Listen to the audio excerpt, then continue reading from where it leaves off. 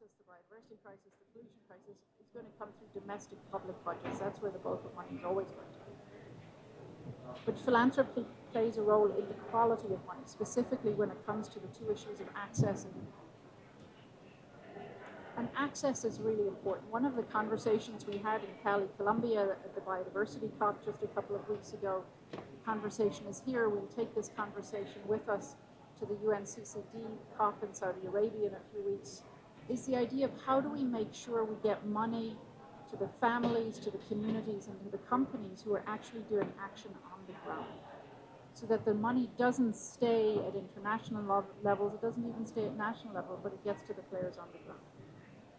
And philanthropy, because of what we heard from so many speakers, from Francisca, from Ruth, from everybody, is able to take risk, is able to be patient capital, can invest in organizations without needing to see immediate results, can invest in local and regional civil mitigation. So it's going to have to be public finance, it's going to have to be philanthropic funding, and it's going to have to be done with local, regional organizations, because adaptation projects, the success of them will move at the speed of trust, and only local organizations have the local knowledge, the local know-how, and the local networks to actually inspire action that sticks.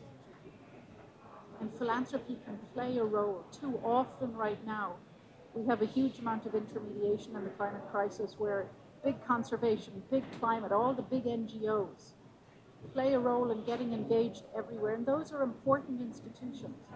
But they're institutions that don't have people on the ground everywhere, particularly at the rural frontier, at the coastal frontier, where climate change is ravaging people's livelihoods and people's lives. So really having philanthropy work at that space is going to be important.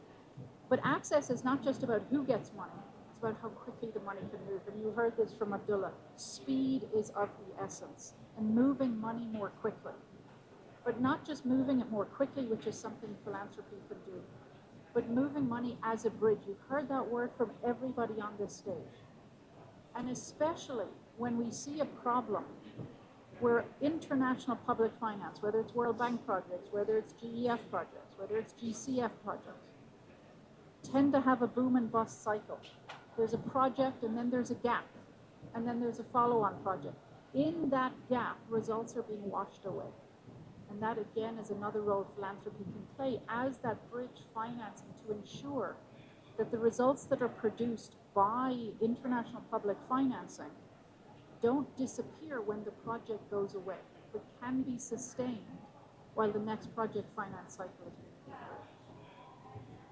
So access matters, but so does impact. And here's where philanthropy, again, can take the kind of risk and experiment where international public finance cannot experiment. We don't have the same risk calibration.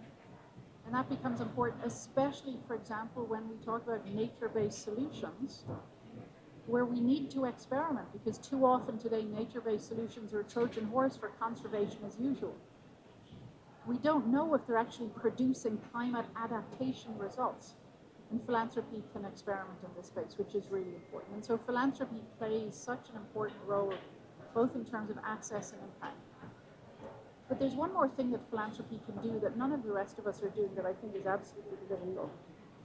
And that's build understanding through supporting local media. We live in a world of climate change that is incredibly full of jargon. All of us have been in this world for dozens of years. We speak a completely different language than everyday people. And the media are the people who have to translate what goes on in international events like this, what is going on at climate cabinets in every country, what's going on in climate legislation, to everyday people. And yet the media aren't often given the kind of capacity building and the support they need. And that's a role that I would call on philanthropy to play increasingly, to support local and national media to understand the triple environmental crisis, to be able to translate what's happening for people so that that social mobilization we need can be brought about based on and built on facts and understanding of what's actually happening. So I think if we start working on all of that together, philanthropy can make a huge difference. But I want to finish on something I hope philanthropy can stop doing, which is we live in a world where there's either too much data or not enough data. Too many standards or not enough standards, and we have a huge fragmentation. And too often philanthropy, not just philanthropy, every pot of money is adding to this fragmentation by funding new sets of standards, by funding new institutions to collect more data. What we need to do is work against that fragmentation. And again, I would ask philanthropy to not fund new data collection unless you know the data has not already been collected. Not to fund new standards unless you know those standards don't already exist. Because if we don't fight against fragmentation, then that capital confusion I talked at the beginning means that no matter how much money is at play, that money is not going to be fighting what it needs to fight, and it's going to be wasted. Thank you. Thank you, Valerie. I just noticed that I think it's a really interesting comment in order to avoid the financial things that already exist. And we have discussed many times with Francisca the fact that there is a lot of duplicity of actions from the philanthropy, and it's certainly a challenge for the philanthropy. So I don't know if finally we can have the video of the chair of the Fellows Fund then with the proper audio. Do you think so? Yes? Okay. So now we are going to display the video.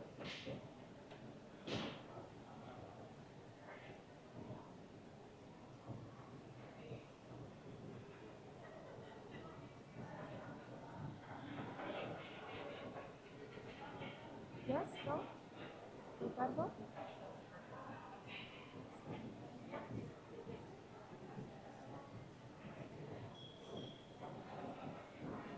If not, we go to the next panelist, but just let me know. Oh, okay.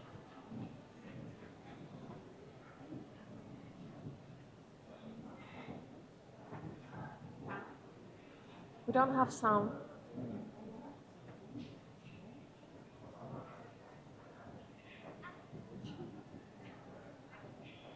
Okay, we are going to the next panelist, hoping that next time it's going to be fine.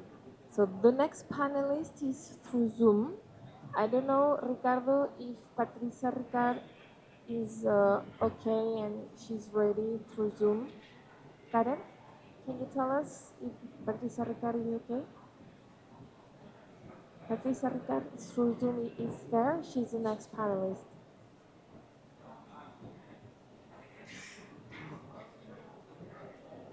No? No, apparently we cannot have the Zoom participation. That's a pity because Patricia Ricard, the new Patriots of Nature, was really enjoying to participate to this panel. We hope that she's there even through line and she could maybe participate later. So our next panelist is Stewart McGuinness, UCN Deputy Director General.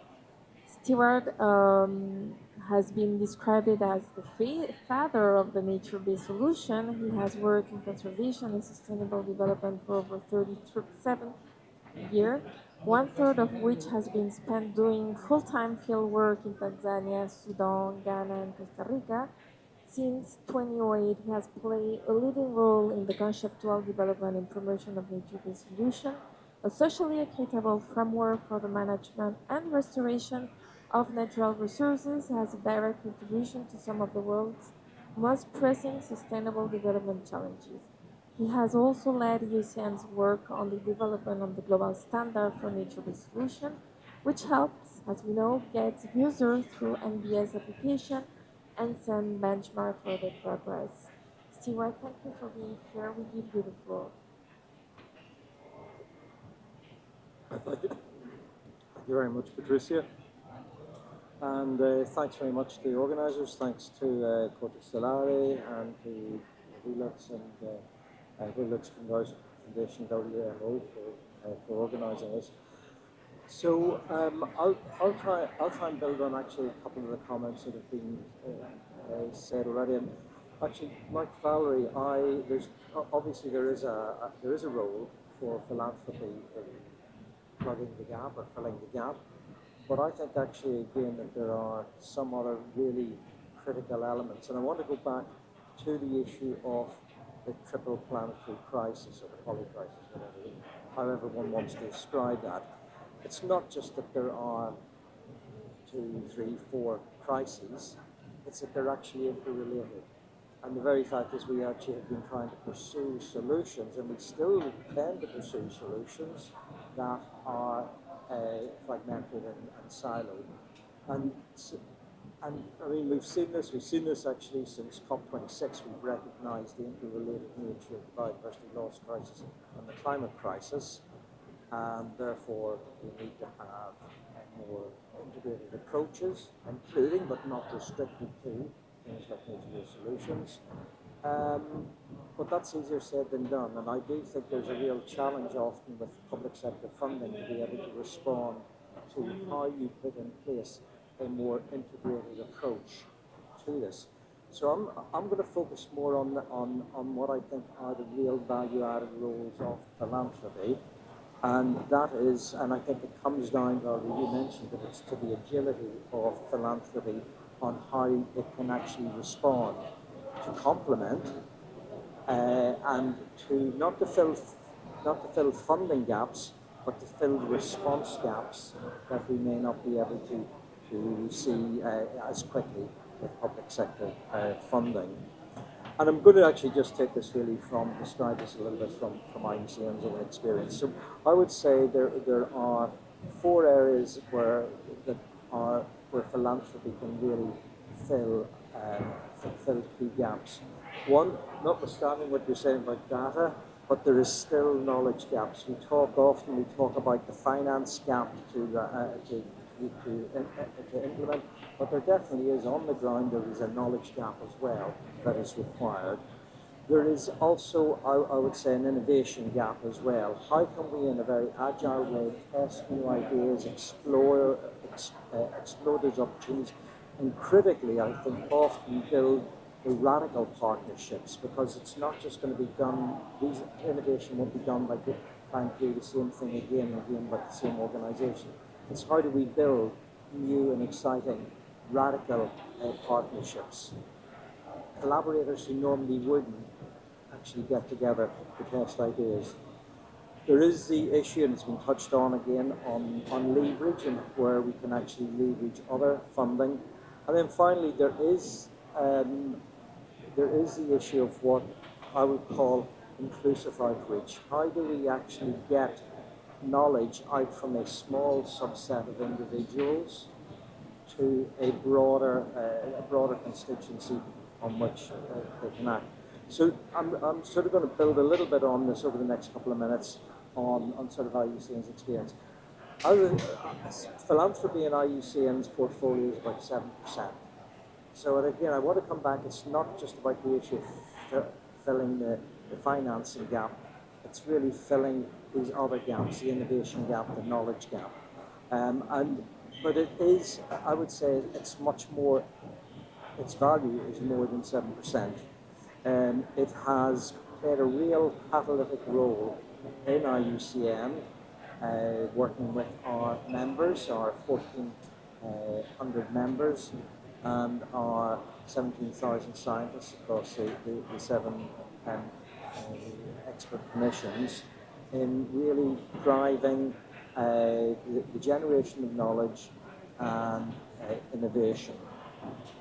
And so it is. And every time you look at this, you see where the difficult to fund issues is where we actually see philanthropy step in. I just want to I'll give you one example on this here where I think we are really trying to build some innovation. So, of course, we all want to see a rapid move to renewables. We want to see there's the ambition to get to increase that capacity threefold by 2030. But the challenge is, and it comes back to this issue again, do we solve one problem at a time? Do we exacerbate 3 or 4 problems in the wake of trying to fix one problem, or do we try and move forward? So we have been working with a group, with transmission service operators, who I will admit, I hadn't even heard of transmission service operators about 5 years ago, but the people who run grids, electricity grids. And so we, and through a a body called the Renewable Grids Initiative, which brings several of these TSOs together. So we were working with them to try and set up a new initiative that when we see renewables roll out, it is not just renewables, but that those renewables are also nature positive. Because we do know that there can be real impacts on that. So we had an interesting idea. I'd say we had a radical partnership, but it was really, again, the proposition was a challenge to get resourcing from more traditional sources. So it was the Orca Foundation, or the Orca Alliance, who are a mix of several philanthropic foundations, Bloomberg, Gordon and Betty Moore, the Oak Foundation, Packet Foundation, and Orca is the Ocean Resilience and Climate Alliance. And they were the ones who said, okay, right, this is an interesting idea. We will support you to take that. So there's always, I think the other thing is it's innovating, taking a risk on how you can actually support that sort of engagement.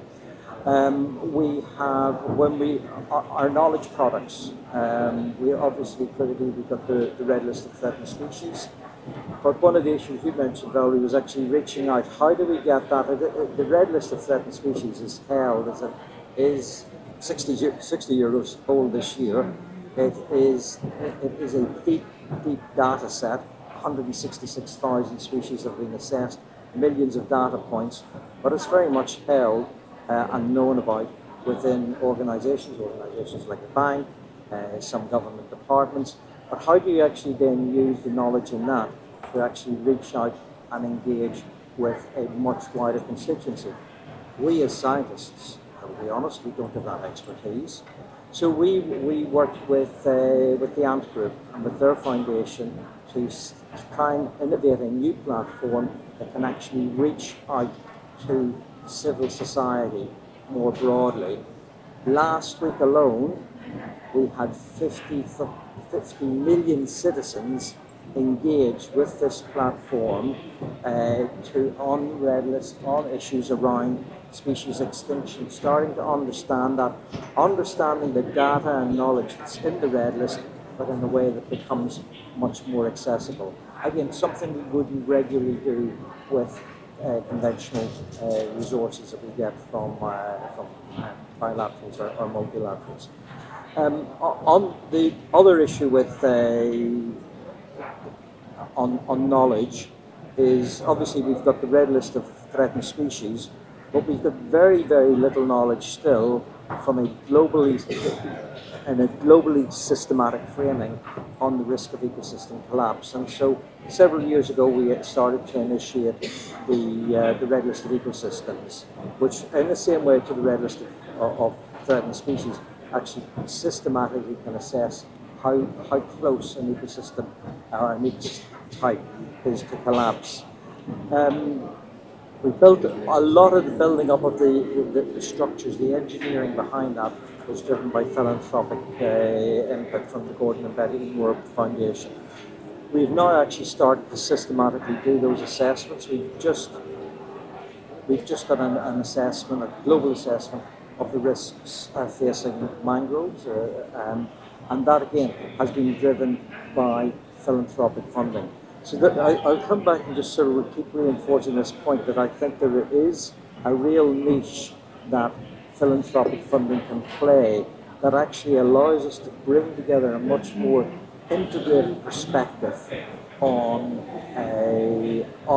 how one addresses these interrelated crises, and critically helps add value by generating knowledge, filling knowledge gaps, and getting that knowledge to a broader range of stakeholders by helping to promote innovation and develop up new and innovative and what I would call radical partnerships to drive that, and finally by being able to leverage and build on other sources of financing so that one can actually spread the impact and value of new initiatives and new funds.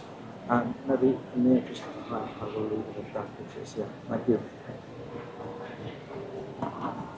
Thank you very much to remember us as the kind of project that we can do through this and how we can help, and also the need of more information in the university.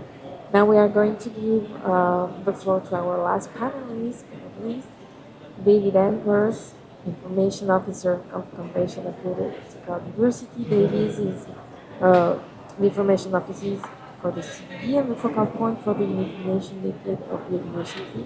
He led the team that developed and implemented the marketing campaign for the International Year of Biodiversity in 2010. David's works include support to the identification and creation of indicators and public awareness in biodiversity and its value to human livelihood, which is very important considering what we already discussed. He has been with the Secretariat since 2003, working on a variety of communication campaigns, including the annual campaign for the International Day for Biodiversity. You're very welcome, David. Thank you.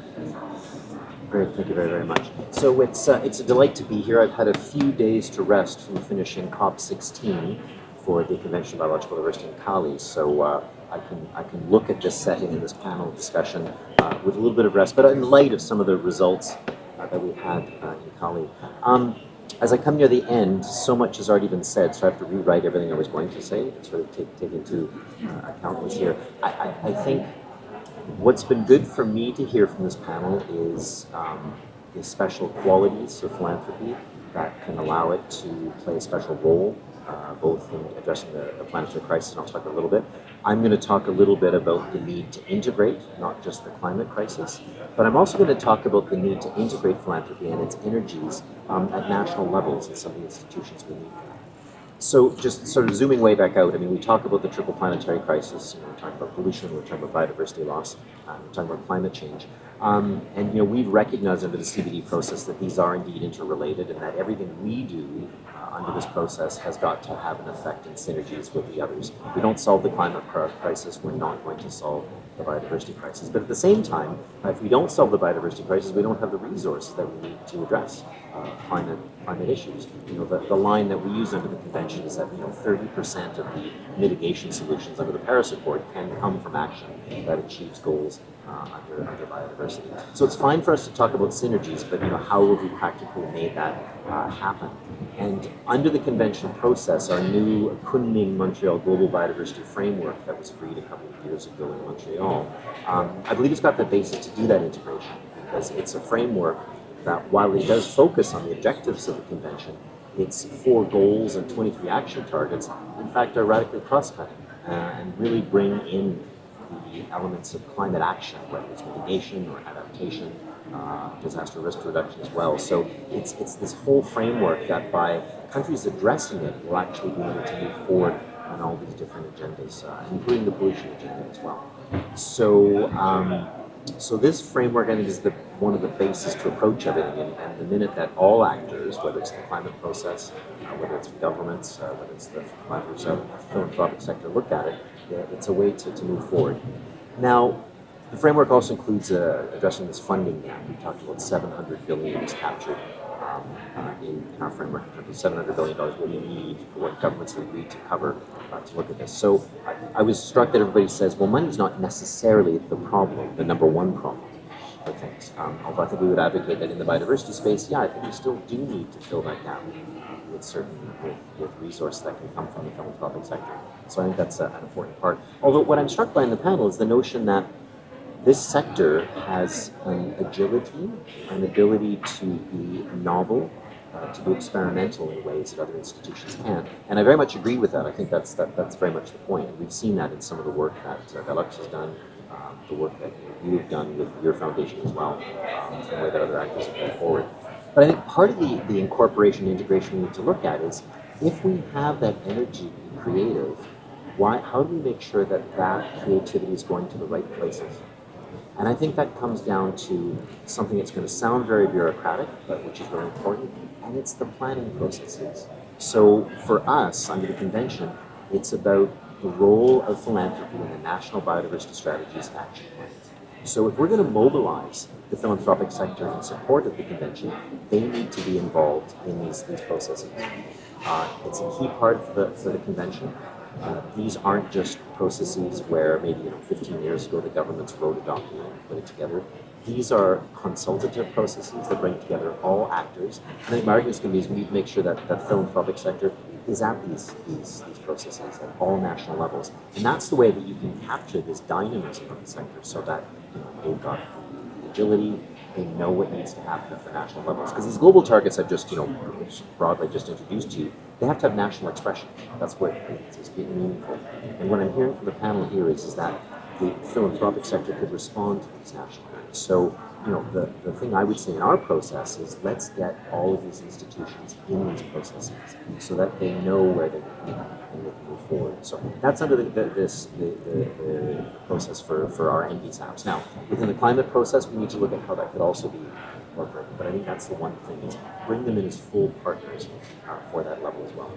The other comment I would make too, and we start to see this, is that philanthropists have the opportunity to be very radically inclusive, and under the convention process, we recognize this. We know that Indigenous peoples and local communities are extremely important. We recognize that women and youth are important actors to be involved in this, not just the subjects of receiving money, but also involved in the process of deciding how it comes. And I think the philanthropies that are working in this area are a great way of leading the way, and this is where they should also be heading as well. So I think that's probably what I can contribute is let's harness this creativity, this agility of them by making sure they're part of this overall planning process and moving forward. Thanks very much. Thank you for this very interesting presentation, David. I have a lot of questions from that, but first of all, I wish to give you all the thanks and open the discussion with the public. I don't know if you have some comments or questions that you would ask to our panelists in general to deep further in this discussion. So obviously, I open the floor. No, there is no question. So I'm just going to take your last point to open the discussion here. You mentioned, you all talk about trust, standards, planification, and that word that you mentioned, we need to understand the philanthropy institution, where we really need in order to avoid again the competition. And we were discussing yesterday with Francisca that Mary Foundation is an observer of the EPCC, and that journey with the EPCC started because of the trust that the Secretariat put on us. And this is the way that it started, and we started to work together with some kind of mistakes and then improving and so on. But it's certainly not something that it's very current and common. We believe in the UN, and also we know that there is a kind of tension in the governments. So maybe you are true that the money is not the first problem. Maybe the first problem is the governance, not also in the governance and in the world sector. So what could we do in general, which would be the first step, let's say, genuinely to try to solve this? I don't know who won't try to give some beginning of answers.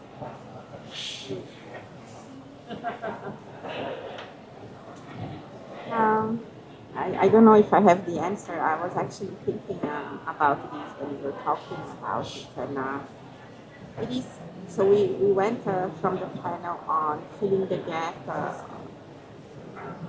maybe not of the public funding because it's absolutely needed, but of potentially between projects or in the implementation gap in the delivery, to joining a planning process at the national level, which actually leads to, it's playing in my mind because where we think the trust and the build and accountability and transparency of a foundation, we need to be vetted against conflict of interest. There are foundations that are excellent and there are foundations that are not excellent. How we measure that, how this governance will take place at the national level, and what will be the vetting process of one against the other, how we will choose the ones that will join the table. So it is a very interesting aspect, and if we begin to do this too much, we will take the agility out of the process. So for me, I don't have an answer, but I'm beginning to think when you're saying about the planning process and how we can invite the foundations in the upstream planning process, because then the empowerment is there and you can be part of the actions. On the other hand, if we don't have a proper due diligence process at the international level or at the national level, how we can do that? We are facing these in UNEP. We want to work more with foundations, how we choose the foundations that we want to work with, and how they will choose us, of course. But we work with foundations from the tobacco sector, for instance, how we say yes or no to some of these things. And this is something I think it's important for us at the international level. But the more we do that, the less I think we contribute to the avoid of red tape in the process. And I think that there must be a balance in this process, because otherwise everybody does everything and there is a mix and confusion, as Valerie is saying, and I think we need to rethink this architecture of where the best of finance needs and finance means goes to what is needed. And I stick a little bit with adaptation, nature-based solutions, experiment, rather than other areas, because this is very difficult to be financed by other, at the moment, finance schemes. No, thank you. You know, I want to follow up on what David said and how Ruth followed up in terms of these global targets and global accords. Like the Paris Accord has to have national expression. Well, it does. It's national determined contribution. And so my suggestion would be that philanthropy needs to do what the rest of us need to do, which is look at the country-owned NDC and decide first, is this an NDC they want to support? And second, what part of it? Because I think it's important that countries are in the driving seat for deciding what they want, and the NDC is basically their wish list, their level of ambition and their level of action. And having the selectivity to say, these are the NDCs we want to support, and this part of those NDCs, and being transparent about that, I think not only helps that governance issue that you brought up, Patricia, but helps make sure that all of the various development actors who are supporting an NDC can avoid duplication. Because then philanthropy, through being selective, can help convene the other actors, sit down, and can draw out the supply chain of finance. Who's going to finance what parts? And that becomes very powerful, because then we can actually identify the gaps. We can actually reduce the duplication. And we can help a government understand how much help it's going to get in terms of realizing its ambition. But it's that selectivity and being transparent about which NDCs and what parts of those NDCs philanthropy will actually support, so that countries can see that this is a foundation we can work with on these issues for this many years. That kind of planning is important. Maybe, Ariel, just build on what you were saying. I think you're right. There is a concern that we need to avoid duplication. But I think that needs to be balanced also with and I think this is where philanthropies can also come in significantly. Duplication, of course, we want to avoid, but the other thing is actually field repetition, and where we continue to do. One of the things I would suggest, perhaps with public sector funding, it's very difficult to learn the lessons of failure. And I think this is where actually, again, coming back to the agile nature of philanthropies, where we can have a much more honest look and say, right, integration is tough. If it was easy, we would be doing it already. We're much more comfortable working in our own silos and our own sectors. So when we try to step out, we are going to make mistakes. Let's recognize those, learn from those, put structures in place, have honest conversations. So I would also say that is a key role. I think because of the accountability, and understandable accountability requirements around public sector expenditure, it is always going to be a bit tougher to say, we really messed up there. Whereas I do think with philanthropies, they can create that learning space where we can then have, as I say, we may always duplicate some places, but that we can at least, when we fail, we can really learn from that rather than be down to repeat it for another point. Thanks. Thank you very much. Yes, Patricia said IPCC trust you.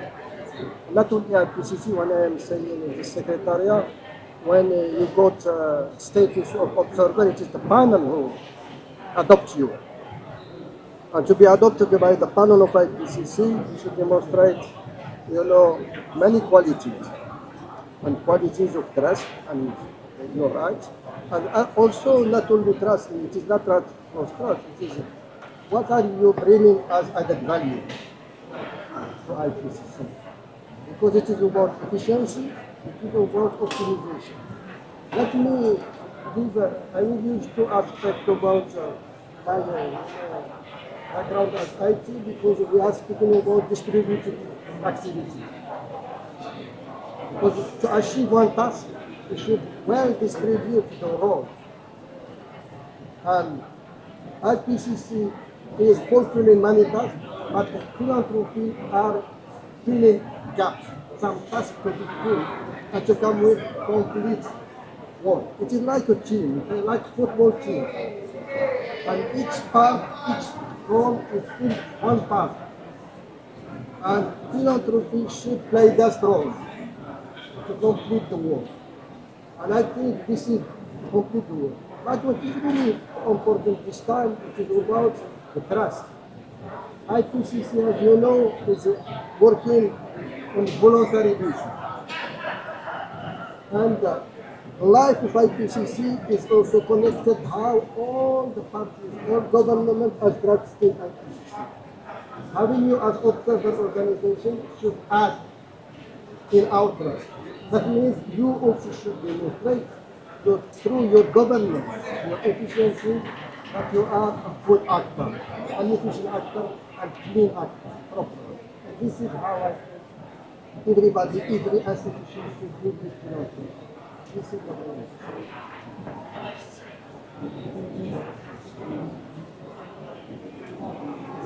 Yes.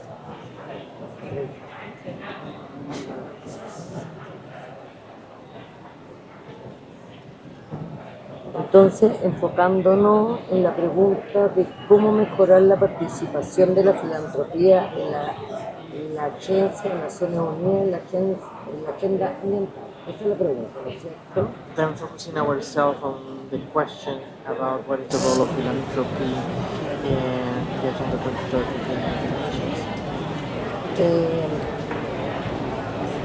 Comentar de que igual me cuesta contestar esta respuesta. And for me, it's quite difficult to find an answer to this question. He estado tratando de articularla, pero me cuesta. I have been trying to find the right articulation for it, but it's still quite difficult.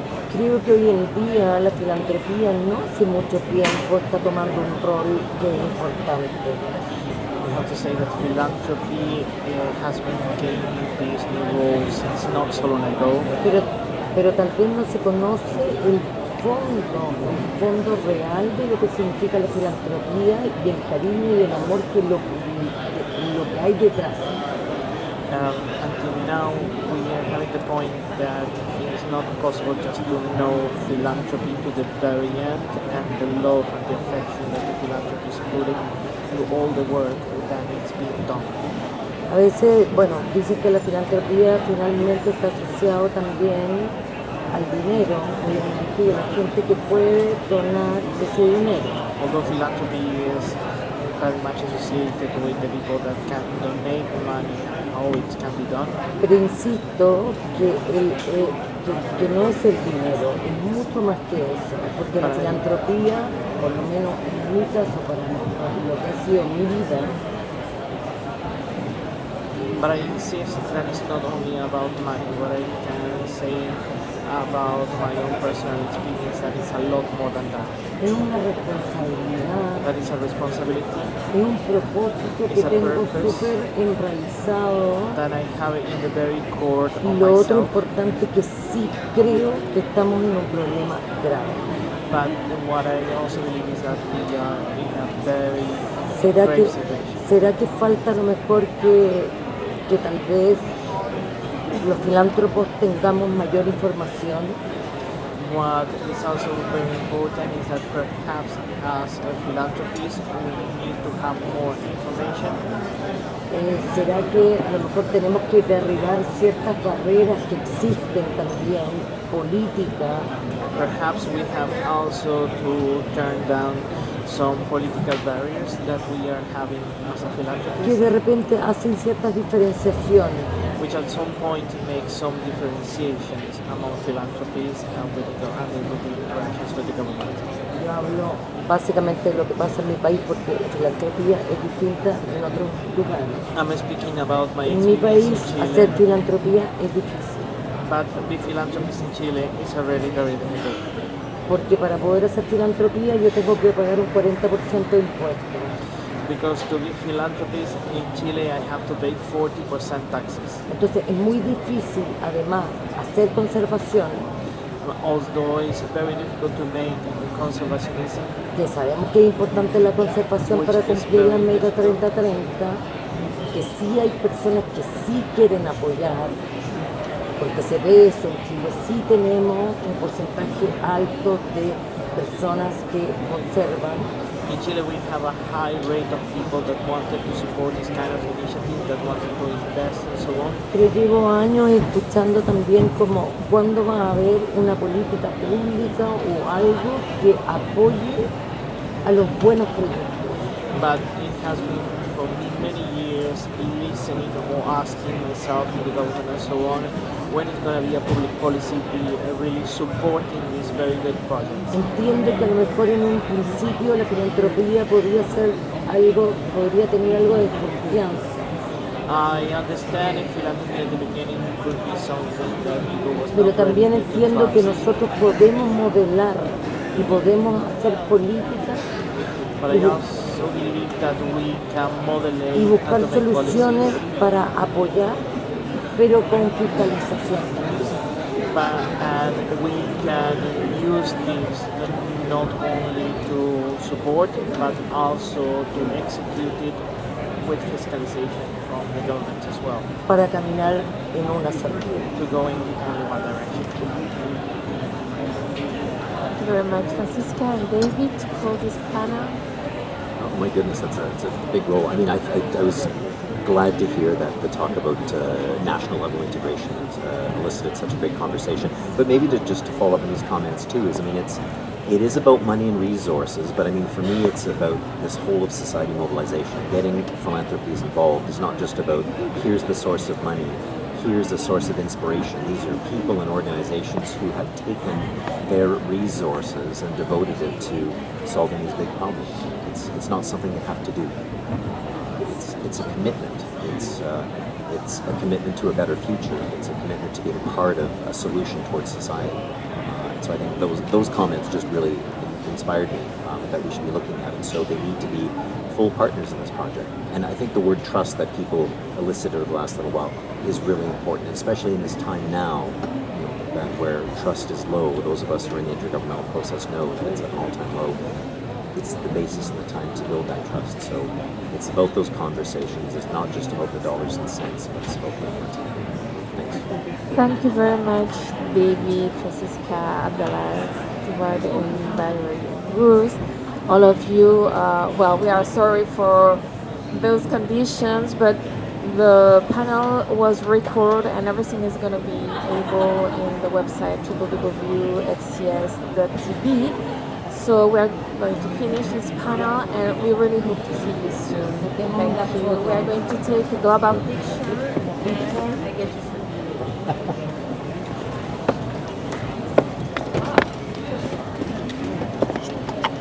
Lo sacamos por favor.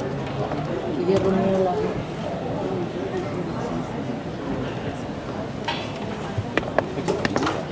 Sí, mira,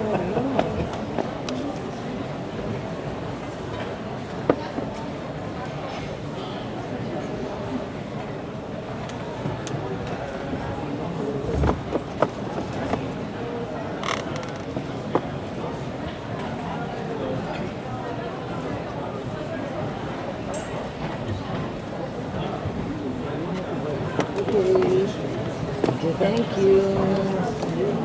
Muchísimas gracias por invitarnos. Muchas gracias a ustedes. Hasta la próxima. Sí, siempre. Thanks for joining me. Maybe I have a solution. Sí, sí.